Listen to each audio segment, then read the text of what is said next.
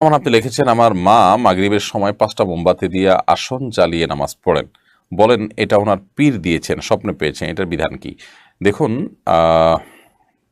কোনো পীর দেওয়া কোনো পদ্ধতি নামাজের মধ্যে যদি অ্যাপ্লাই করেন, ইবাদতের মধ্যে অ্যাপ্লাই করেন, তাহলে সেটা বেদাতে পরিগণিত হবে। সালাতের পদ্ধতি দেওয়ার একমাত্র রাইট হলো আল্লাহ এবং তার রাসূল সাল্লাল্লাহু আলাইহি সাল্লামের, কোনো পীর সাহেবের না। আমাদেরকে ইবাদত করতে বলা হচ্ছে আল্লাহর নির্দেশ অনুযায়ী, নবী সাল্লাল্লাহু আলাইহি ওয়াসাল্লামের পদ্ধতি অনুযায়ী, কোনো পীর সাহেবের পদ্ধতি অনুযায়ী না। এভাবে যদি করা হয় সেটি বিদআতে পরিগণিত হতে পারে। সালাতের মধ্যে এরকম কোনো নতুন সংযোজন, নতুন কোনো কিছু যুক্ত করা কোনো ইবাদতের ক্ষেত্রেই গ্রহণযোগ্য হবে না।